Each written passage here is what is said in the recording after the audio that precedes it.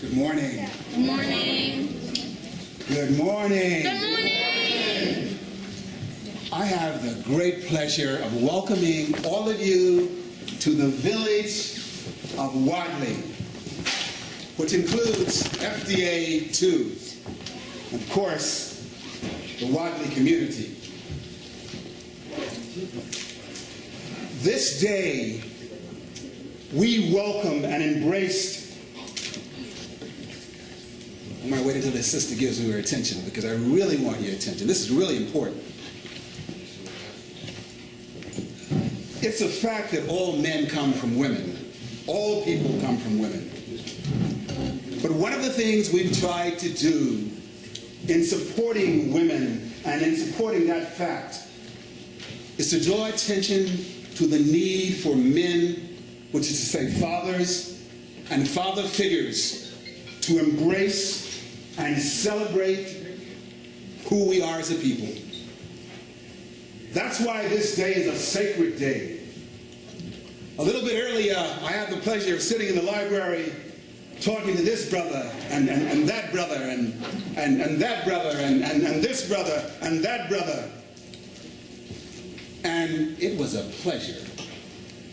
Those men came here at 8 o'clock and they sat in that hall and in that library until this hour, which says to me and says to this community that we have men who care about their children, who want to see them become all that they were meant to be.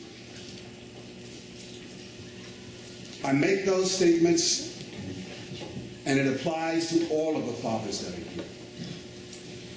So I take great pleasure in welcoming all of you, the fathers from Wadleigh, the fathers from FDA 2, because these are some difficult days. And unless we embrace our responsibilities as men, we cannot support our children. We cannot support our women. We cannot change the world. And so my plea to all of you, and I implore all of you, and I thank you for being here this morning. I look at these young brothers and young sisters here because that's the reason that this moment exists. All of those young faces, we have to leave a better world for them. And so this morning, you're going to have the opportunity to hear some poets.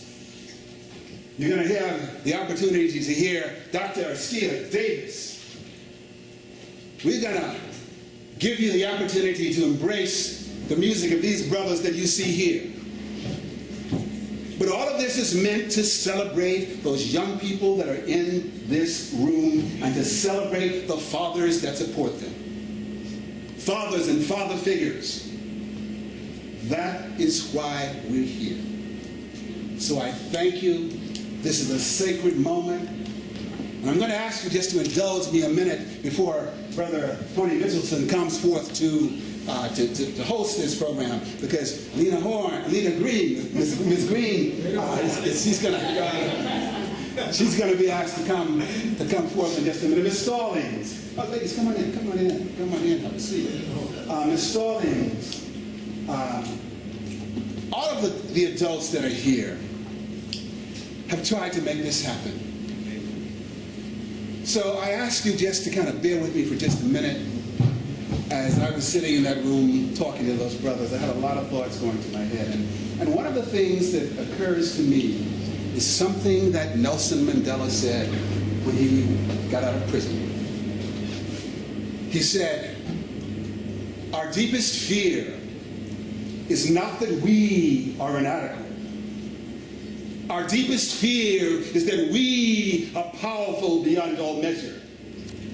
It is our light, not our darkness, that most frightens us. We ask ourselves, who am I to be brilliant, talented, gorgeous, and fabulous? Actually, who are you not to be? You are a child of God. There is nothing enlightened about shrinking so that other people won't feel insecure around you. You were born to make manifest the glory of God that is within you. And it's not just in some of us, it's in everyone. And as we let our own light shine, we unconsciously give other people permission to do the same. There was a poet who said that having a child is like having your heart walk outside of your body. And so these are our children.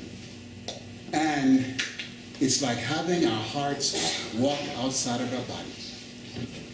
And if I can conclude with a verse from I think it's Proverbs 4:23. It says, above all else, protect your heart. That is where your life comes from. And so if our children are our hearts, we have to protect them, because it is where our life comes from. And so my brothers and my sisters, the fathers that are here, again, thank you for being here. Thank you for being here. Thank you for being here. It gives me great pleasure to welcome Brother Tony.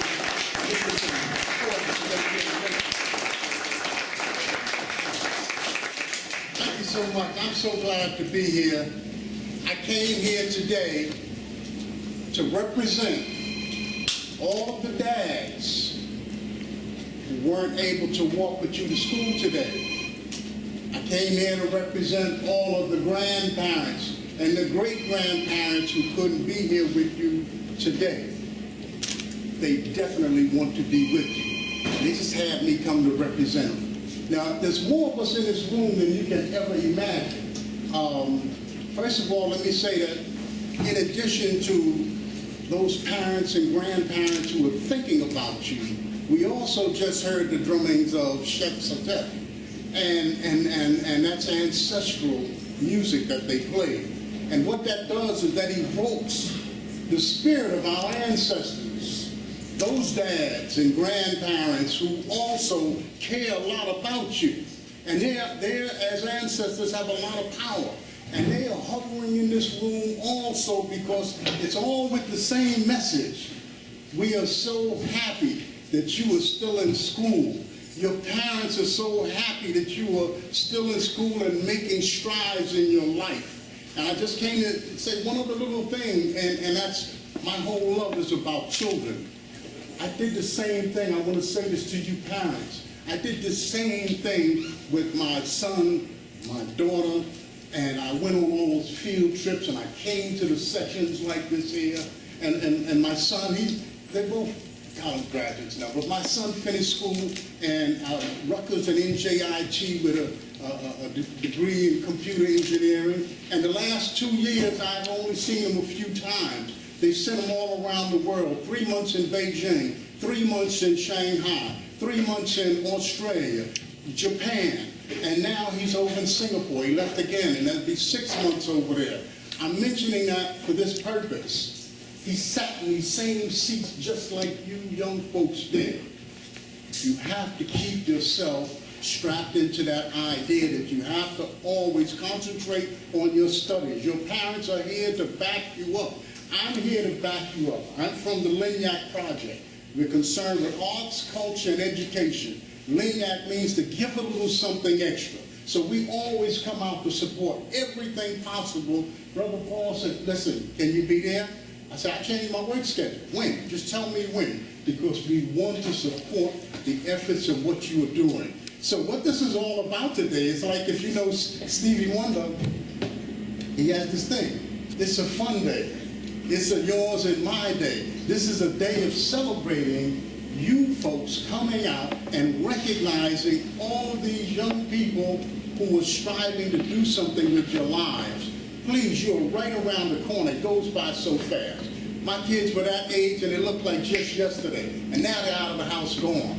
It happens that fast. So don't think it's a long journey before you finish school and get to college and stuff. It's going to go by so fast. You just come in every day and concentrate. That's the most important thing you can do. But we have a nice lineup of things that we want to present to you. And the first person who will be coming up, of course, is Sister Lena Green. Lena Green, please come. Good morning, everyone. As you can see, I'm representing with a t-shirt today. Again, my name is Lena Green. I actually bring you greetings on behalf of New York State.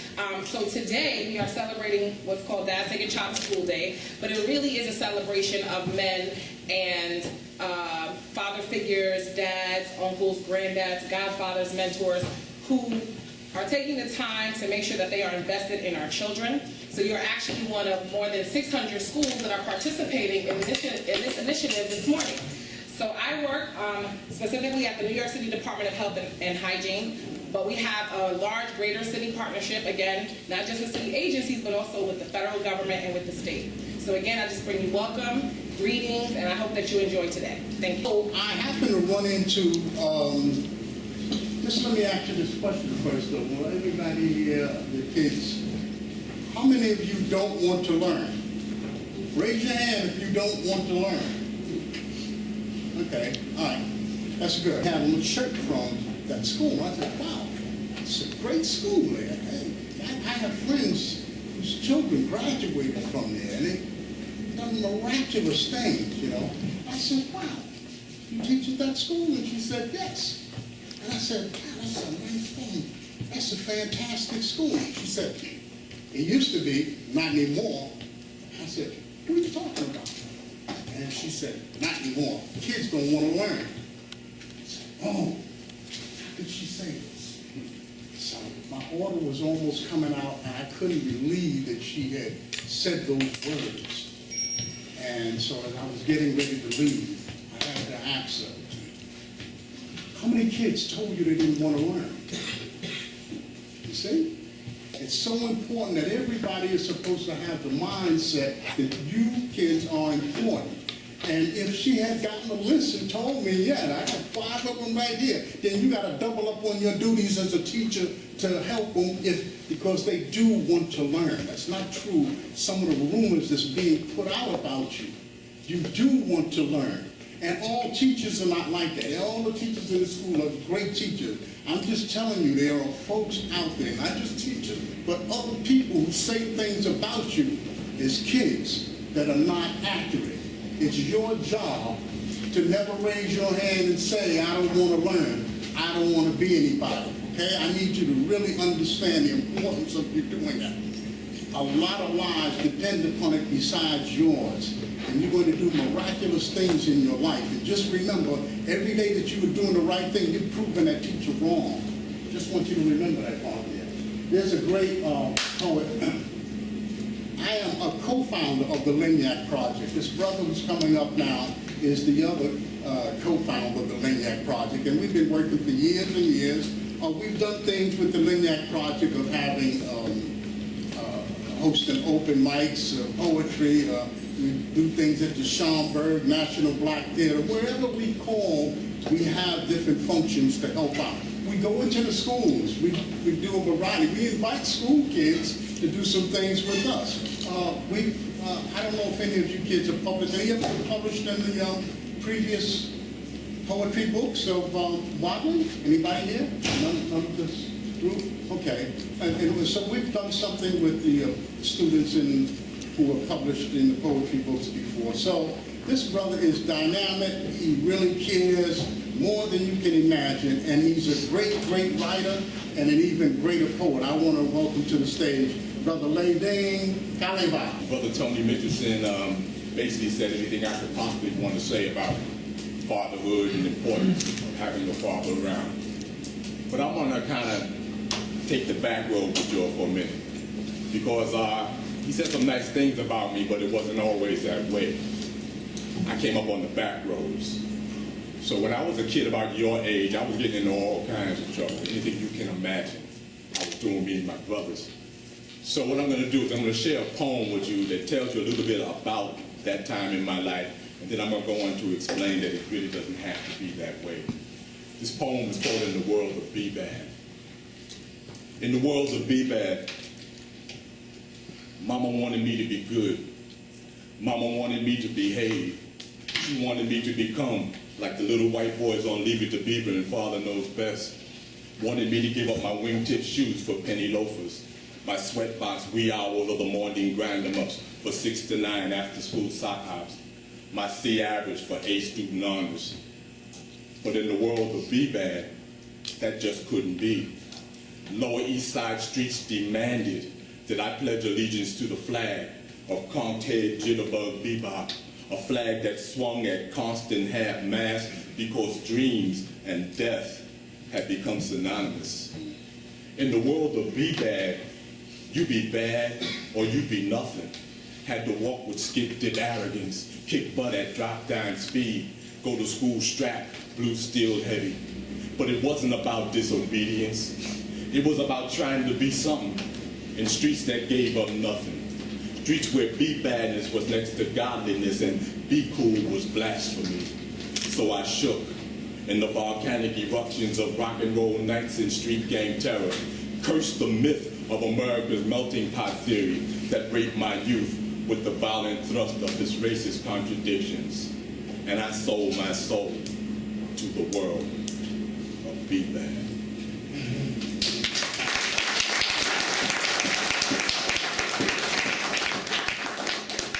See, my father, when I was growing up, he was around some other time. And unfortunately, that was better than most of the kids in my neighborhood when I was growing up. But I just want to say that it doesn't have to stay that way. Those of you whose fathers may not be around, you still have a responsibility to become upstanding citizens in this world. You have the responsibility to dig deep within yourselves and try to make yourself something. Look at all these great fathers around in here now. You could always probably go to one of these gentlemen and talk to them and say, if you have some kind of problem that you can't deal with at a certain time. And I'm sure that people like Mr. Mack will help you out and guide you on the right path.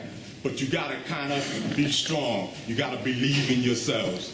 So I went on from that B-Bad life to find my way. I had my first son when I was 19, and 2 other sons after that. My sons are 46 and 45 now, and my younger son, he's 20.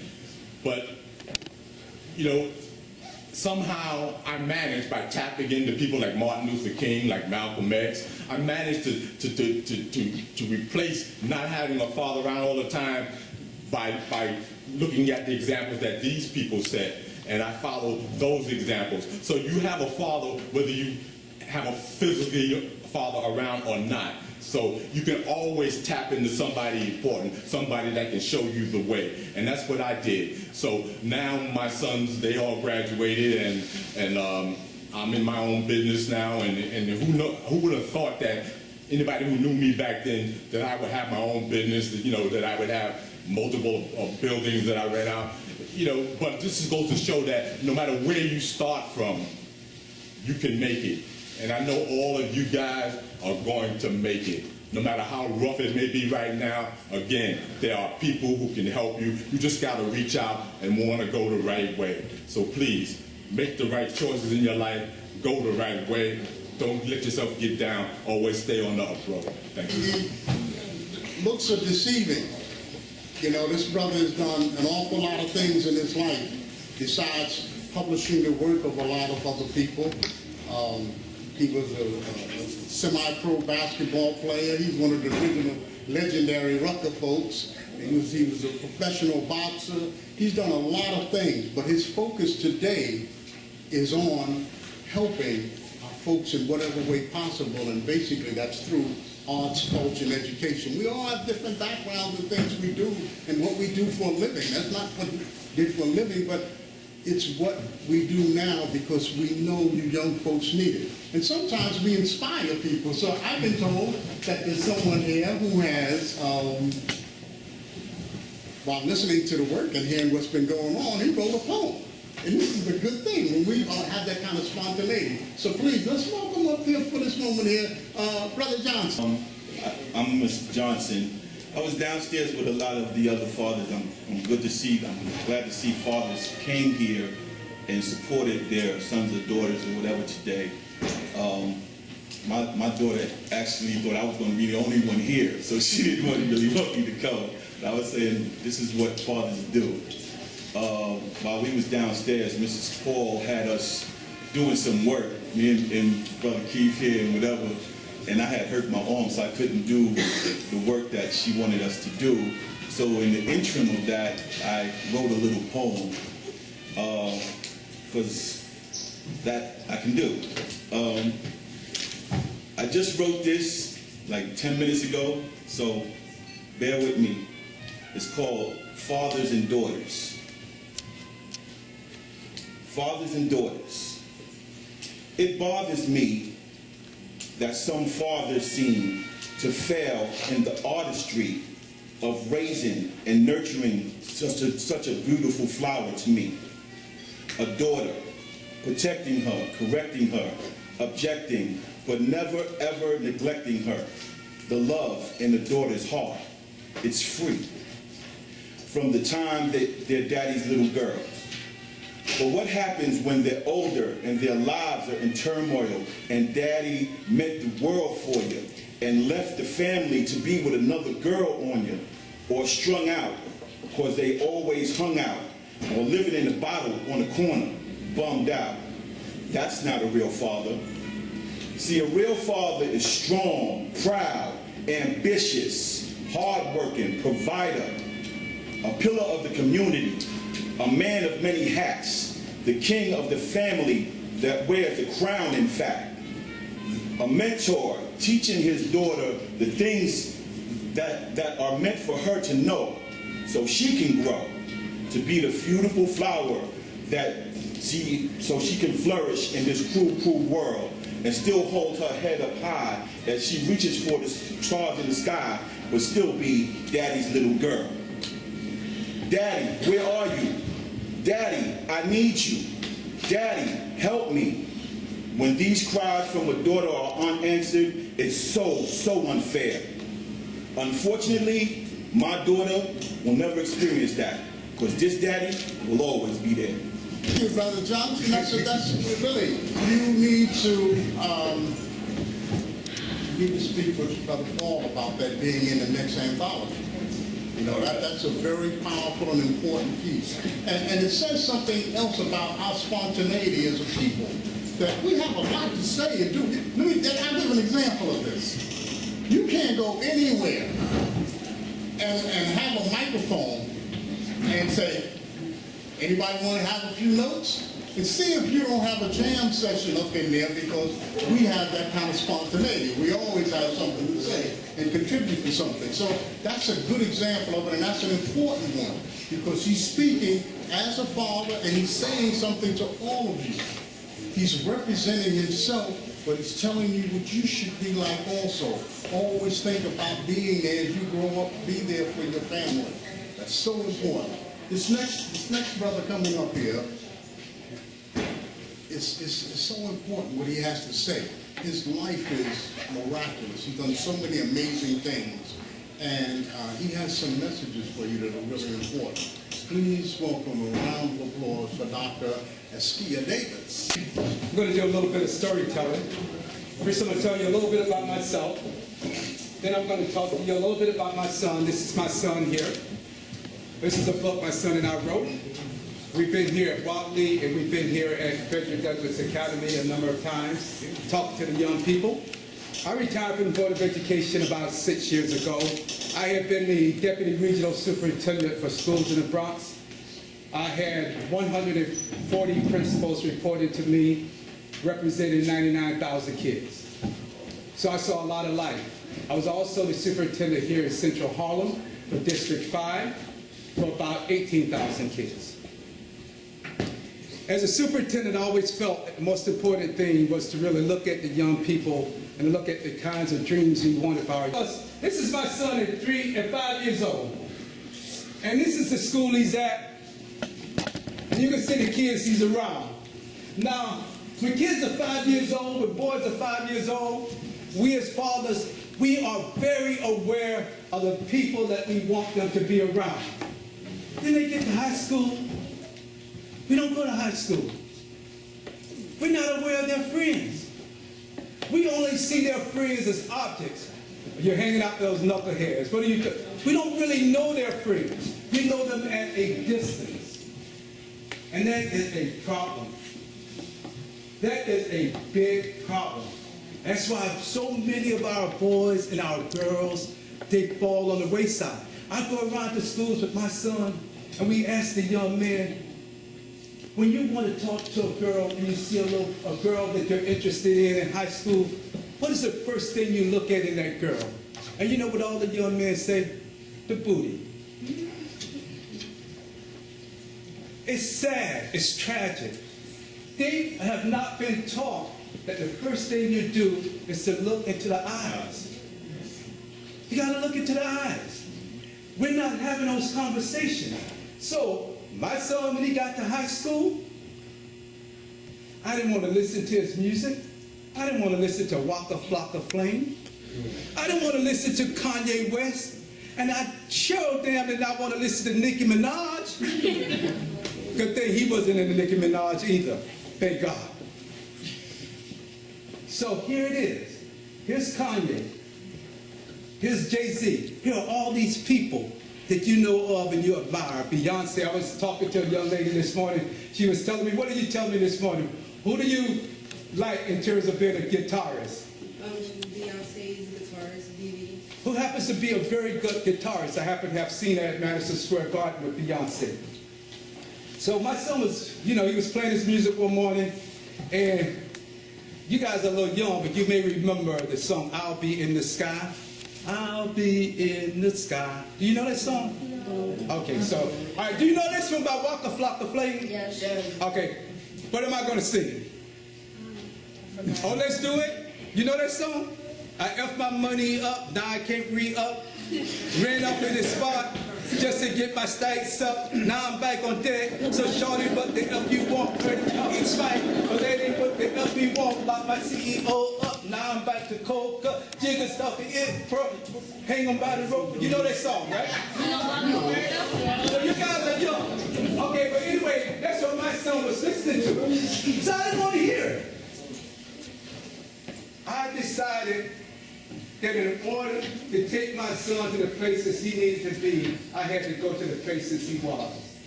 And so I started to go to his concert.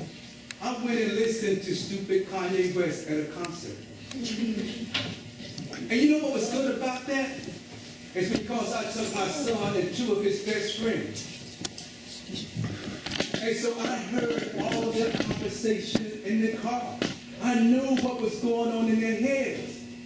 So we have to know what's going on in the heads of our young people. And I'm going to tell you, young people, my son is not perfect. My son went to Benjamin Banneker Academy out in Brooklyn. He passed the Regents in 9th grade, the English Regents. You know the Regents that you have to pass it?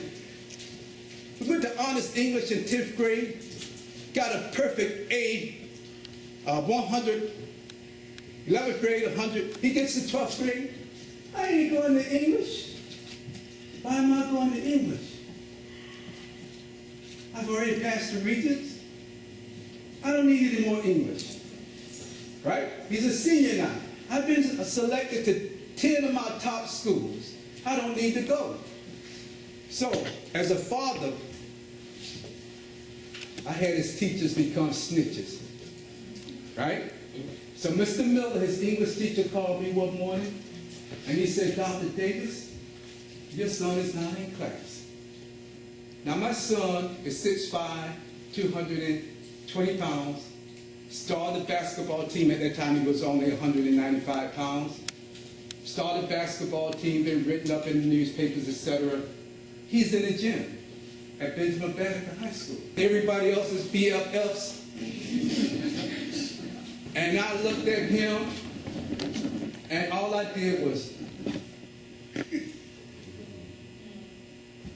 and I walked him up 5 flights of stairs through 1,000 of the kids who thought he was super handsome, because he is handsome, thought he was super tall, super talented, super smart, and I walked him to his class, and I gave him to his English teacher. He was 17 years old when I did that. 17. Think about that. Here's a young man at 17 whose father is walking him to class. He still didn't get the message.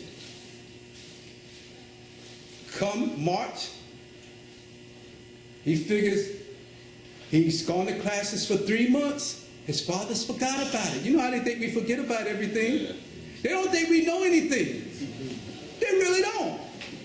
They think everything that they do now is new.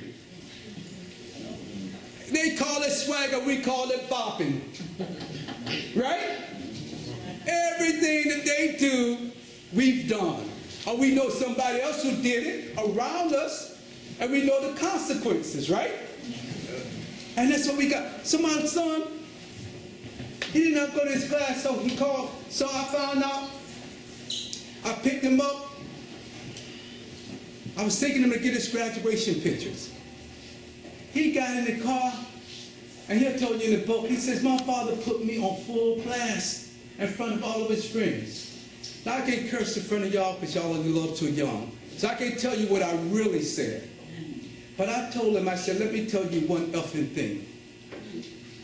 If you don't take your effing A to effing class, and you have to go to effing summer school, let me tell you what I am going to effing do. I'm going to effing walk you to your effing class every day in summer school. I am going to wait outside of your effing class until your effing class is over. Then I'm going to take you to an effing job at effing Burger King or Regal Cinema Theater. And then when I take your effing ass home, let me tell you, you would not go on that effing Facebook, you would not send out another effing tweet, and you would not see your effing girlfriend all effing summer long. Effing try me. You know what my son says? And he says it in the book. He says, I had never heard my father use an F word my whole life. He said F 4 times in a minute than I heard in a lifetime. And he said, so you know what I did? I knew he was serious. I took my effing class. I took my effing A to class. And I'm going to tell you, you got to take your effing A to class. I came here at age 15. At age 16, I got my own apartment in the Bronx, 2082 Bryant Avenue, at 16 years old. I went to school every single day because somebody had told me, and it was a white man told me, actually, Mr. J. Counsel. He says, you know, he told my mother, he says, you know, Maddie, he says, his kids go to school over there, my kids go over here, but even all the white people know how smart your kids are. And I want to say something to you, son. He says, people could take everything in the world from you, but they can't take away what you got in your head. He told me that when I was 11 years old. And so when I came up here at 15 and I went to John Jay High School, and they had more white kids at John Jay High School than I had white people in my whole time, I said I was going to walk out of that school valedictorian. I was going to be better than every single one of them. And you know what I did? I walked out valedictorian. And then I went to Brooklyn College, and then I went to Columbia University up here, straight A student. I got my doctoral degree from Columbia University more than 30 years ago. And I want to tell you something. I'm telling you this. That kid that did not eat at 8 years old, this kid here is a multimillionaire. And I'm not just talking about on paper, I'm talking about real cash. It doesn't matter.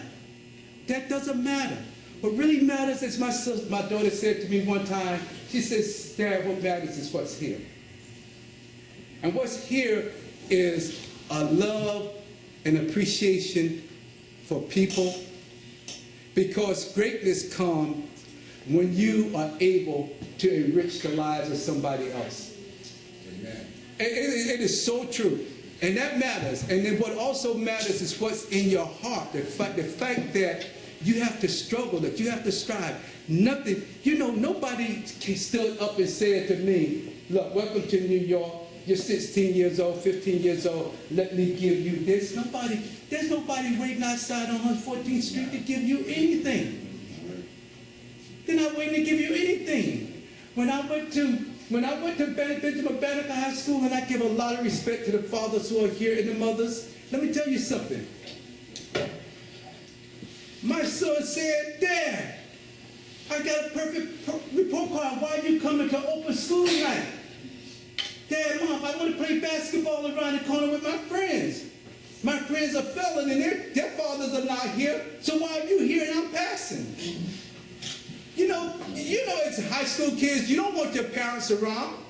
You sort of tolerate them for the day because you figure somebody else's parents are going to be here. But that's the reality.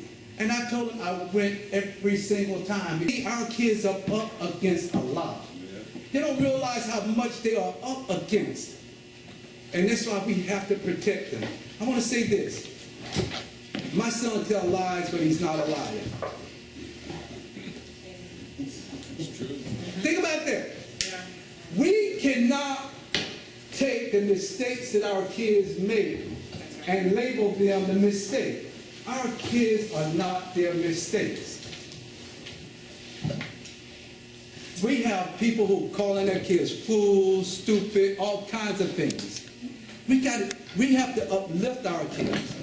Even when they disappoint us. He told me a lie the other day. And he's 21 now, he's still lying.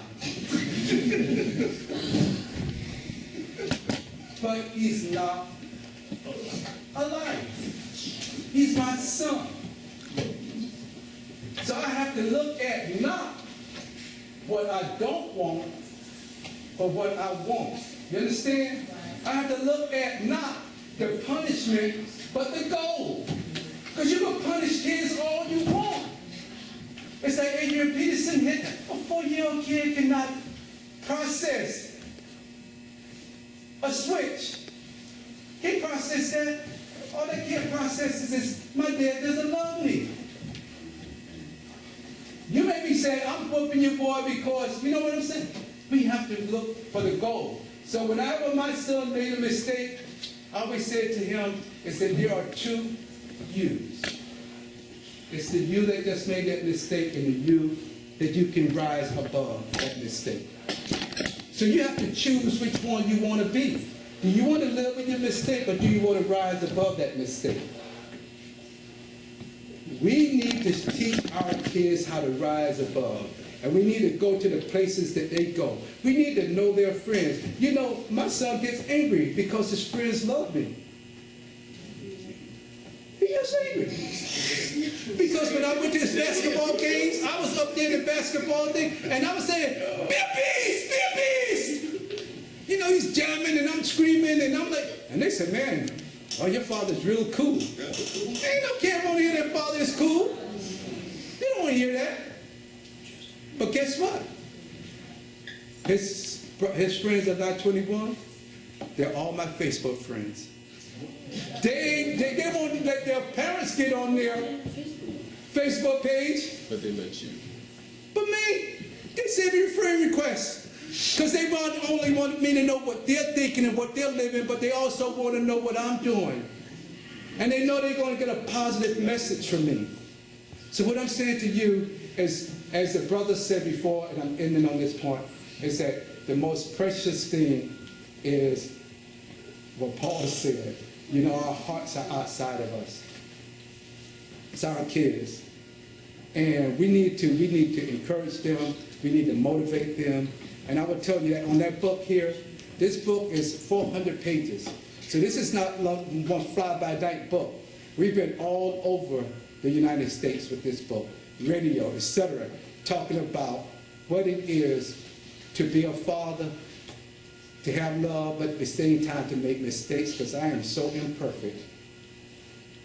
But you know, although I am imperfect in my action, my love is perfect. And its expression.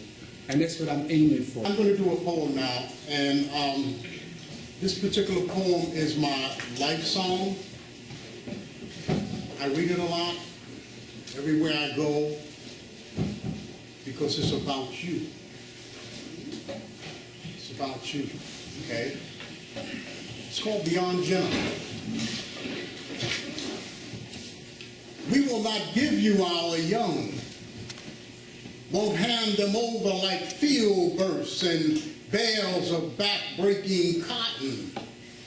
The swollen coffin of Emmett Till has not been forgotten, nor those plow lines tied on the Scottsboro boys. All too often we see our youth sprawled in gravel along bloodied streets, their broken and battered bodies victim of venomous intent, spoils for shameless haters seeking to devour our heirs. We recall our slaughtered, those innocent children in Soweto, the backshots in 1,000 blighted cities. We detest the incessant slugs soldering holes in the flesh of our offspring. We vow to never surrender sheen of their souls. The road to Jenna has been marked. The curl of disrespect and deceit grips around the necks of our bloodline. Justice carelessly binds her blindfold, rattles chains in place of a gavel. We will not tolerate this malfeasance. This wicked theft of our lives from continents, corners, and cradles must cease. Metallic abodes imposed upon our spirit will no longer wrinkle our spire. We are now coursing liberation. Clad in the red, black, and green of the motherland, we prepare without fear. Our brilliant legal minds study their cases. Gifted scholars unfurl scrolls of our history. Eloquent orators raise their voices in concern. Drummers summon forth our ancestors. Do you hear our war cry? Bellows of the young and old resonate through canyons of concrete. Brass sounds cascade down from the hills of maroon villages. Our unity breaks the stall of indifference. Do you sense our approach? Do you feel the stomp of our feet shaking the earth? A thunderous reminder of Shaka's army racing across terrain towards victory. Our rise of dust will swallow the morning sky. It cautions to all, we will not give you our young. To remind folks that we're serious about our children. We don't want anything to happen to them. We don't want anybody doing anything to them. We will defend them. It's like the brother just finished saying, said, I'm not perfect. You know, I can make a mistake here, but it's okay. You can make mistakes here and there. We will defend you to the end. We don't want anything happening to you. All that we ask is that you do your best in school. You become good adults. I just want to clarify one thing. By the way, I never spanked my son his entire life. I learned to do this. And then to do positive reinforcement to emphasize what I wanted him to achieve. And he knew that when I did this, that he had some privileges and other things taken away. But even at 17 years old, he responded to this in front of 100 kids in his. And I grew up with beatings. Just like Adrian Peterson was talking about the football player. I was a good kid because I watched my brothers and sisters get the switch. So I learned sort of early on to avoid that. But I did get a couple of them. But all I learned was this. And so I just want to clarify that. So he knew that when I said things, like I didn't curse before, but when he heard the F word coming out of my mouth for the one time, he knew that I had reached my limits. And he had to respond. So I just wanted to clarify that, to say that I'm not into violence, never had to spank him. You know, I did hit him on his hand once when he was 10 years old because he said something to a little girl at PS 89 down in Battery Park that he should not have said, that he heard other kids say, and I do not believe in bullying. And there was one time in my life that I picked up a ruler. I was looking for a ruler to hit him at 10 years old on his butt. But there was no ruler, so I slapped him on his hand, and then I told him about the importance of really respecting girls and respecting women. Because I'm gonna tell you something, if you don't respect women, if you don't respect girls, you could be, I don't care, you could be the top doctor in the world, you could be the top lawyer, you could be the top, and you're still nothing. And that's one thing that our young people have to know right away. Short and brief, just like the brother back there, I just called it a little inspiration. What is a dad? A true man that's always relevant and never a fad. Committing to building the foundation of a family like a mason. Carving in stone knowledge, wisdom, and understanding so the sculpture will stand. To show that our children will submit in their mind that education is musical and they can create a band. Sounds of encouragement and accomplishment shall flow like waters of the land to that destination. We must continue our job as a father for our children. For DAD means dedication and determination. I want to say thanks for being invited. I want to thank all of you parents for coming out, all of you teachers, all of you students. Thank you, brother, for reading your piece there.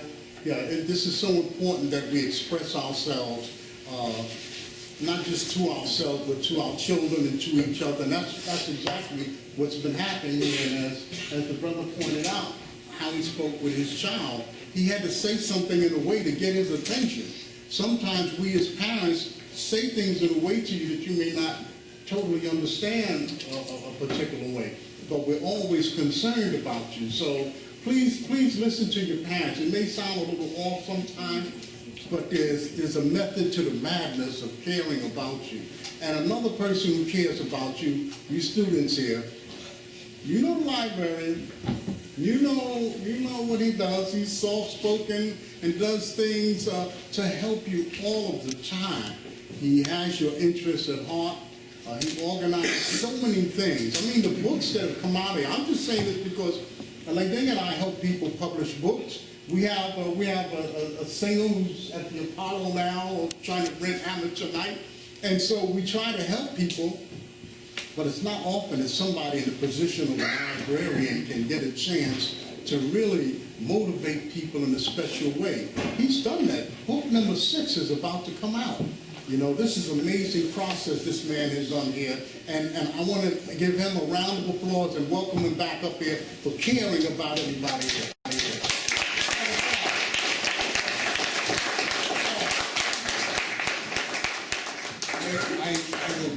I will be very, very brief, because we have Brother Frier here. We want to bring him up in just a second.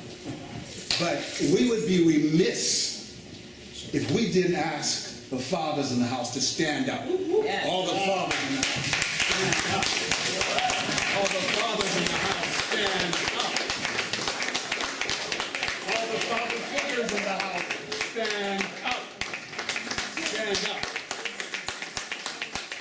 And if you're here, and father figures, if you are here with your son or daughter, stand up. When the children of these fathers stand up.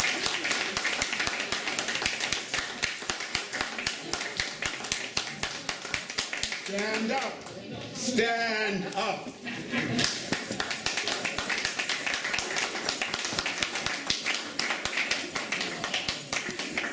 Beginning of this program, this moment, this sacred moment, and you're going to hear some music in a little while. At the beginning of this moment, this sacred moment, before Brother Frier comes, we mentioned that this moment was about those fathers who stand here in the village of Wadleigh and shout out to the world that we're going to support our children. It takes a village to be tribal. It's an African proverb. It takes a village to raise a child. So when this brother stands up in all that spontaneity and reads this poem, it just it's a miracle.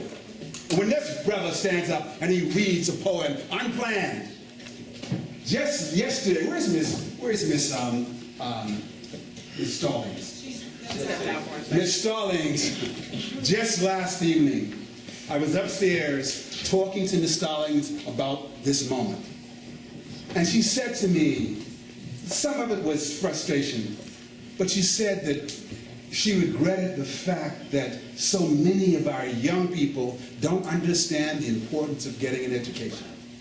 She has to fight with some of those young brothers and sisters just to get them to understand that they are the most beautiful things that God has ever created. We want you to know that. Otherwise, all of this is for naught. I feel humbled to stand in this brother's presence. When I called Dr. Davis and asked him if he could come and be here, unhesitatingly, he told me that he would be here.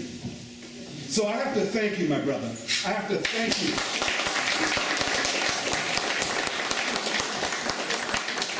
I mean, Lena and Brother Tony Mitchelson, call them up. Yo, you gotta come. We're trying to bring this gift that we are to this moment. Unhesitatingly, those brothers stepped up here. So I have to thank you.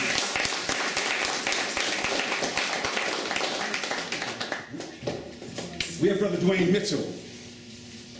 Called him up. We have our photographer here, Mr. Gideon. That's Gideon to come right here to capture this moment. I share this with you because, and these brothers are coming forth, and you're going to hear them in a minute. I share this with you because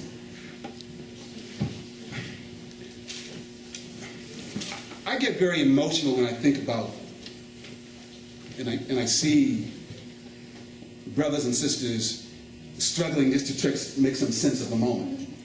I come from the same place that Dr. Davis came from. I grew up in Augusta, Georgia. I picked cotton.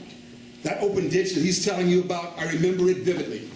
There was a 4-room wooden school on the side of a ditch in Augusta, Georgia, where the black people lived, and we could see the feces floating down. That's how I grew up. My mother did the best that she could.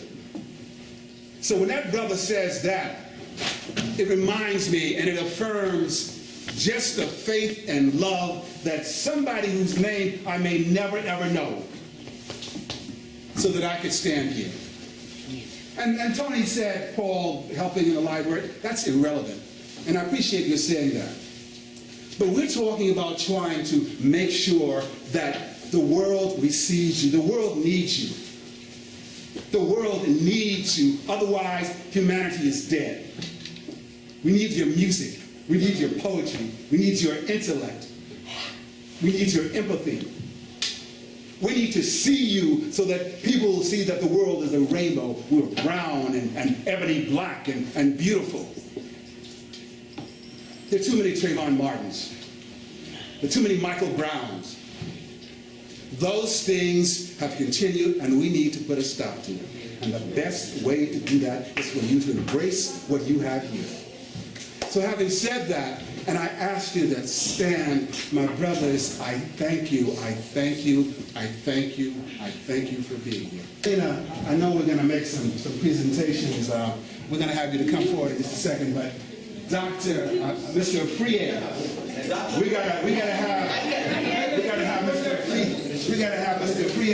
gotta give him the mic. He's the principal of FDA 2. Thank you, sir. Good man.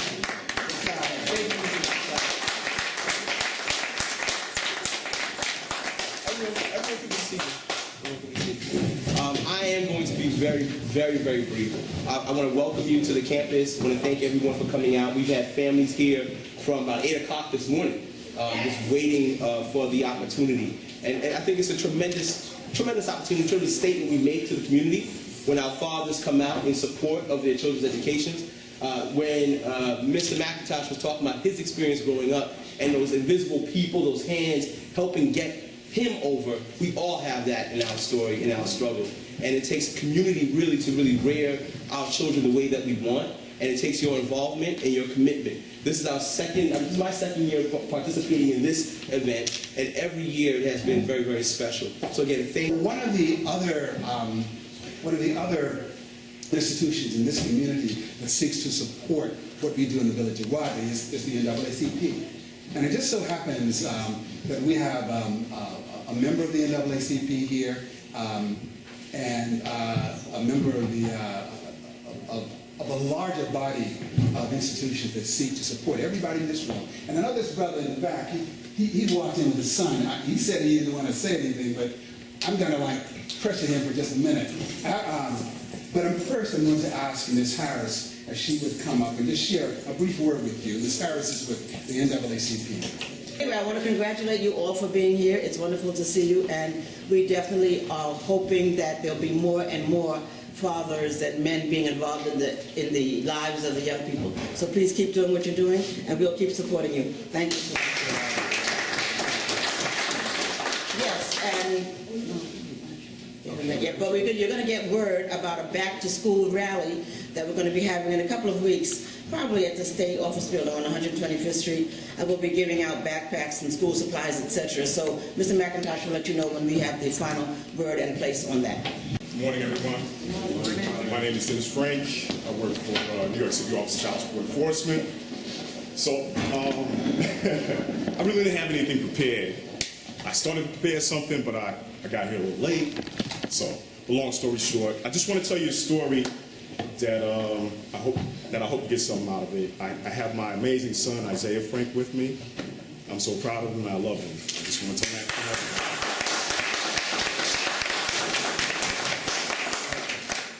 And this is my story. A few years ago, in 2007, I'm an Army reservist and I was called to duty to go to Iraq, right during the surge. And during that time, there was a lot of stress and strain on the family life, and especially for my son. He was a little bit younger then. And so I was taken away from my family, put in an adverse environment, and the only thing I could think of was not my well-being, but how would it impact on my family. So during that time, my son and his mother moved to Virginia, and so that was a change of life situation for him also, because he lived in New York all of his life. So he went to a new school, new friends, another environment. So all through that time, I tried to soothe him and comfort him while he was away too, and going through those things. But there was one thing that I did when he was going through that situation. And I wrote him a letter. And in that letter, I told him about our people and where our people come from. And I told him 4,000 years ago in ancient Egypt, we were doing brain surgery, but no other community, no other culture was doing that. I told him about the Epic of Gilgamesh, to pass on some history to him, and told him that, listen, people are going through adverse situations, hard times since people have been on this planet. I also told him that please call me if you need me. Please please reach out to me, because you're an extension of me. You're part of my legacy, and I love you. So, with all that being said, it kind of brought to the fact that he was also going through these things, but he wasn't doing too good in school. And so I had a conversation with his mother at the time. And during that conversation, she was telling me things, but she wasn't telling me everything that I needed to know in order to help him. So I say that to say this. You have to be honest with your children's situation. You have to put them in an environment where they can succeed. And the only way they can do that is if they know what options are available to them. And the same thing with our families. You got to be open and honest with what your situation is. Know what your situation is, take ownership of it, and if it doesn't work for you, try to make it better. And the only way to make it better is if you know what your resources are and develop a plan. So I just want to put that out there. Thank you for your time, and thank you for the opportunity. Would you please, on cue, where are you, my brother? Photographer. We're going to try and take some group shots of every father this year with their son or daughter. Ms. Lena is going to present the certificates, and we'd like to take a picture. Hold tight, hold tight. Okay, here we go. Smile. Hold up, yeah, let me get you that.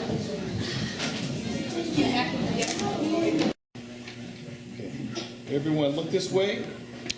1, 2, 3. Okay. Hold tight. 1, 2, 3.